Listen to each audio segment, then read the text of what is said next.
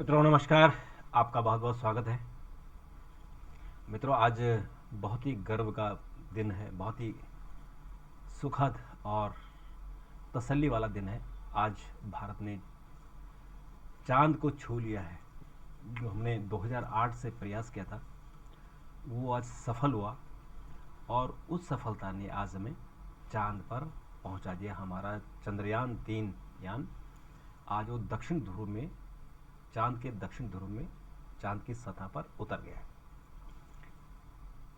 बड़े बड़े देश अमेरिका, रूस, चीन, इन्होंने कई बार कोशिश की लेकिन दक्षिण ध्रुव नहीं उतर पाए। हालांकि चांद की सतह पर ये उतरे हैं। चीन 2 बार उतरा है, रूस 5 बार उतरा है, अमेरिका 5 बार उतरा है। तो इनकी अचीवमेंट है, लेकिन ये दक्षिण ध्रुव तक नहीं उतर पाए और ये हमारे साइंटिस्टों ने कर दिखाया। और देखिए जो उसकी जो सबसे ज़्यादा मजाक उड़ रहा है कि भारत ने 615 करोड़ में ये मिशन पूरा किया, जबकि रूस का, अमेरिका का, चीन का बजट बहुत ज़्यादा था। और हॉलीवुड में एक फिल्म बन रही है अभी, इंटर साइलेंट टाइप कुछ है, तो उस फिल्म का बजट ही 1800 करोड़ के आसपास है। तो यानी हमारे मिशन मून से भी कई महंगी फिल्म है। तो हमने इसे अचीव कर लिया। ये हमारे गर्व का दिन है, हमारे देशवासियों के लिए और बल्कि पूरे विश्व के लिए ये गर्व का विषय है। क्योंकि कोई अगर खोज होती है तो वो सबके पूरी मानवता के लिए होती है। अगर अभी कोविड में कुछ टीके बने हैं तो वो ऐसा थोड़ी कि भारत ने बनाया तो भारत के लोगों के लिए काम आई, दुनिया भर के लोगों के लिए काम आई। तो वैज्ञानिक खोज वो मानव जाति के लिए होती है। तो ये वैज्ञानिकों ने जो इतनी बड़ी उपलब्धि हासिल की है उसका उसका जो क्रेडिट है वो हमारे वैज्ञानिकों को जाता है। और निश्चित तौर पर सरकारों को, अब तक जितनी सरकारें रही हैं, जिन्होंने उसे प्रमोट किया, विक्रम साराभाई के बारे में हमने सुना, जिन्होंने अंतरिक्ष मिशन शुरू किया था और वो साइकिल में इक्विपमेंट्स लेके चलते थे, रिक्शे में, बैलगाड़ी में।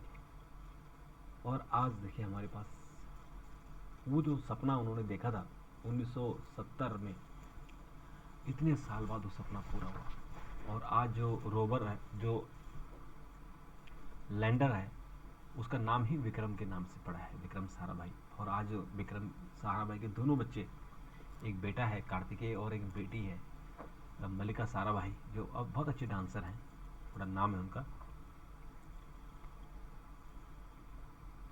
उन दोनों ने बड़ी खुशी जताई और कहा कि उनके पिताजी ने जो सपना देखा था आज वो साकार हुआ। कई सालों बाद हुआ लेकिन साकार हुआ। एक बीज उन्होंने बोया था जो आज एक फलता फूलता पेड़, वृक्ष बन गया है। तो मित्रों, ये जो आज रोवर बाहर आया है, प्रज्ञान, अब ये प्रज्ञान जो है 14 दिनों तक मूवमेंट करेगा। इसकी लाइफ 14 दिन है, क्योंकि चांद का एक दिन 14 दिन हमारी पृथ्वी के 14 दिन के बराबर होता है। वहाँ 14 दिन तक धूप होती है और 14 दिन तक अंधेरा होता है। तो 14 दिन तक जब वहाँ धूप है तो उसका जो सोलर पैनल है जो बिजली पैदा करेंगे और वो मूवमेंट करेगा, उसके कैमरे हैं, वहाँ से कैमरा से फ़ोटो भेजेंगे।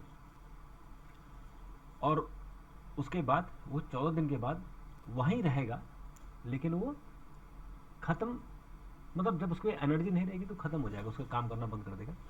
लेकिन इसरो वैज्ञानिकों ने कहा कि हम कोशिश करेंगे उसको कितना लंबा हम खींच सकते हैं, क्योंकि उसमें 4 इंजन है। तो 2 इंजन तो उसके भी चल रहे हैं, 2 इंजन बंद पड़े हुए।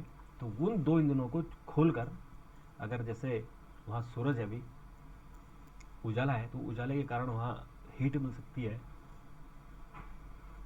और जो उसका एनर्जी है, यानी सोलर पैनल से जो एनर्जी बन सकती है, और जब वो ख़त्म हो जाएगी तो जो दूसरे 2 और इंजन हैं वो इंजनों से भी वो चल सकता है। लेकिन वो डिपेंड करेगा कि सूरज वहाँ कितना देर चमकता है 14 दिन के बाद। क्योंकि अगले 14 दिन वहाँ अंधेरे होंगे, तो उन 14 दिनों तक वो कैसे अपनी एनर्जी को सेविंग करके रखेगा, ये हमारे इसरो के वैज्ञानिकों ने जरूर सोचा होगा इस बारे में। इसके बाद आज प्रधानमंत्री ने कहा कि सितंबर में ही हम आदित्य L1 शुरू कर रहे हैं। आदित्य सूरज की खोज के लिए तैयार किया जा रहा है और वो धरती से 15 लाख किलोमीटर दूर जाएगा। चांद 3,80,000 किलोमीटर दूर है, और जो अभी आदित्य L1 जाएगा वो 15 लाख किलोमीटर दूर जाएगा, और वहाँ वो स्पेस में एक स्टेशन बना लेगा, वहीं रहेगा, और वहाँ से सूरज को उसकी स्टडी करेगी, क्योंकि सूरज जो है 15 करोड़ किलोमीटर दूर है। उसके नज़दीक आप जा नहीं सकते, जाओगे तो झलस जाओगे, जल जाओगे, क्योंकि वो आग का गोला है।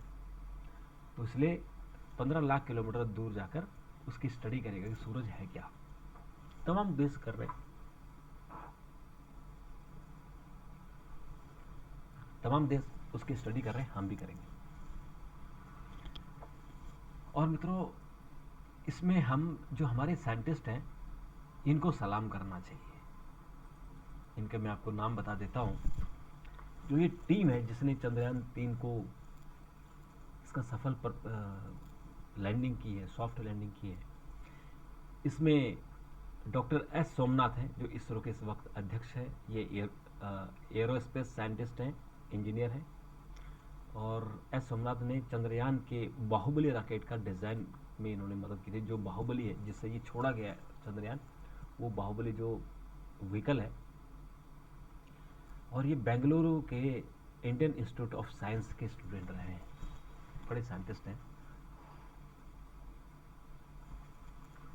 दूसरे नंबर पर आते हैं बीर मिथुवेल, प्रोजेक्ट डायरेक्टर। इनके हाथ में पूरी कमान थी। ये वीरू मुथुवेल ने चेन्नई से एमटेक किया। वह चंद्रयान 2 और मंगल मिशन से भी जुड़े थे। उन्होंने अपने अनुभव से इस कामयाब मिशन को मजबूत करने में मदद की। एस मोहन कुमार ये मिशन डायरेक्टर हैं। इन्होंने चंद्रयान 3 के मिशन डायरेक्टर हैं यार। इन्होंने विक्रम साराभाई अंतरिक्ष केंद्र के वरिष्ठ वैज्ञानिक हैं। ये कुमार ने इससे पहले EVM-3 मिशन का वन वेब इंडिया सैटेलाइट के निर्देशक रह चुके हैं। इसके बाद नाम आता है एस उन्नीकृष्णन नायर। ये केंद्र के डायरेक्टर हैं, यानी जो विक्रम साराभाई केंद्र है उसके डायरेक्टर हैं। और विक्रम साराभाई अंतरिक्ष केंद्र के निदेशक उन्नीकृष्णन नायर और उनकी टीम चंद्रयान मिशन के हर महत्वपूर्ण पहलू पर नजर रखी हुई थी। उन्नीकृष्णन एयरोस्पेस इंजीनियर हैं। इसके बाद नाम आता है एम शंकरन का, जो सेंटर डायरेक्टर है। ईयर राव सैटेलाइट सेंटर के निदेशक शंकरन को इसरो का पावर हाउस कहा जाता है। शंकरन नोवेल पावर सिस्टम और RS सोलर बनाने के विशेषज्ञ हैं।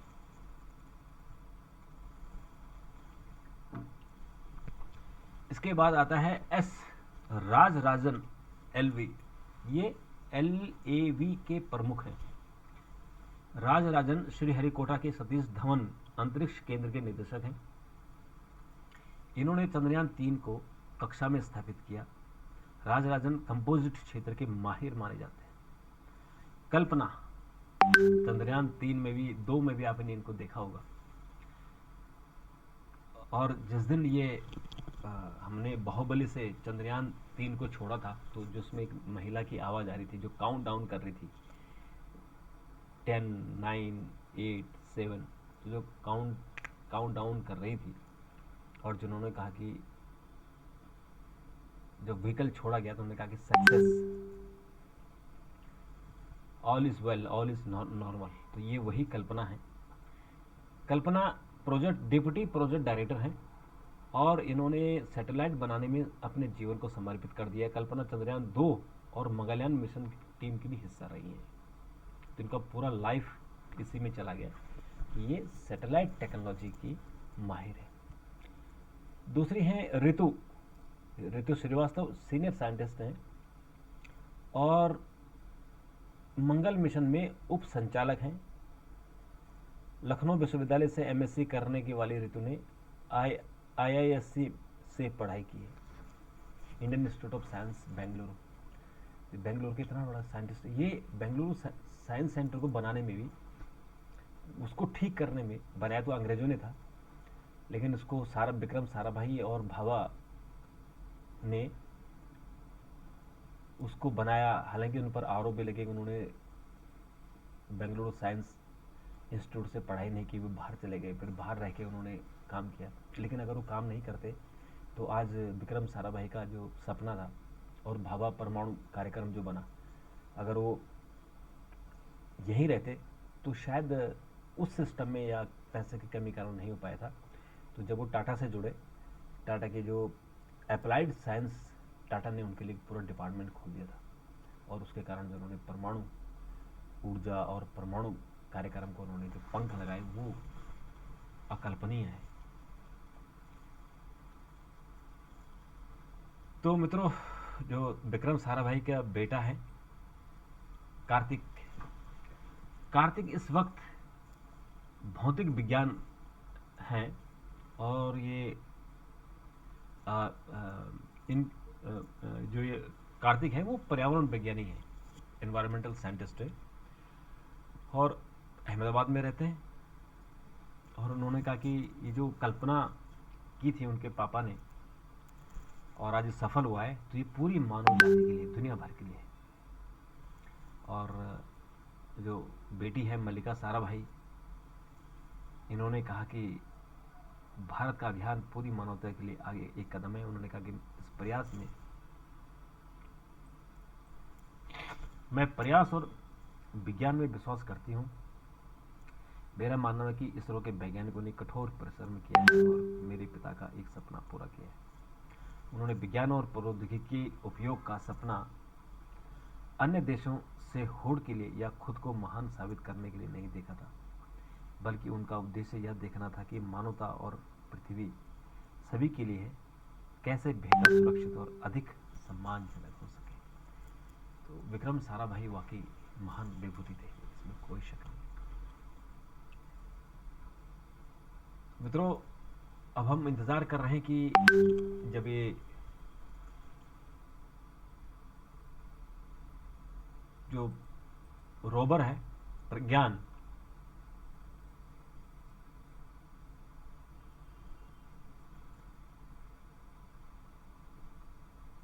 तो जब ये जब खुलेगा और जब ये चांद के चक्कर लगाएगा धरती पर, जो जहां वो उसको उतारा गया है, उसके जब वो चक्कर लगाएगा तो उसे पता लगेगा कितना उबड़ खाबड़ है। जैसे वहाँ खबरें आ रही थी, वहाँ मिनरल्स हैं, वहाँ हीलियम है, वहाँ ऐसे अनमोल रत्न हैं जो मानव जाति के काम आ सकते हैं। जैसे एक खबर आ रही थी कि 3 चम्मच जो हीलियम है वो इस धरती के 3 टन कोयले के बराबर है। अब सोचिए आप, 3 टन कोयला निकालने के लिए हमें धरती खोदनी पड़ती है, और उससे 3 चम्मच हीलियम होगा, उससे इतना हम पावर जनरेट कर सकते हैं। और ये भी कहा गया कि जो वहाँ का परमाणु है, जो चांद पर जो अणु है, वो नुकसानदायक नहीं होगा। जो जैसे कि धरती का जो परमाणु है वो नुकसानदायक है, अगर वो उसमें रेडिएशन हो गया तो मानव जाति के लिए खतरनाक हो जाता है। तो उसमें रेडिएशन नहीं है। तो ये प्रकृति ने, भगवान ने अजब गजब तैयारी की है, अजब गजब चीजें बनाई है।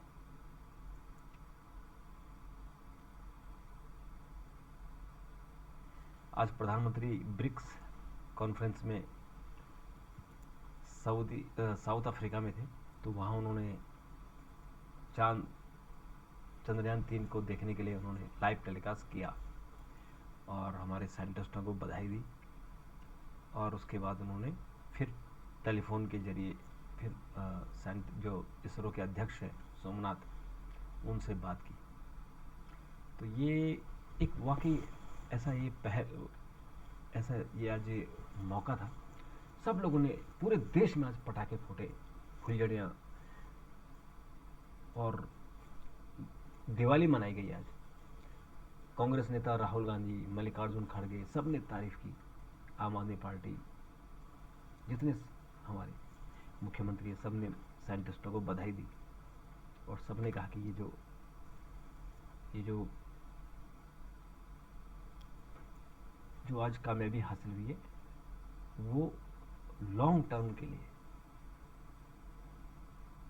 और इस कामयाबी के पीछे जो वैज्ञानिकों ने जो मेहनत की है उसका फल मानव जाति को उनके प्रोग्रेस में, उनकी भलाई के लिए जरूर काम होगा।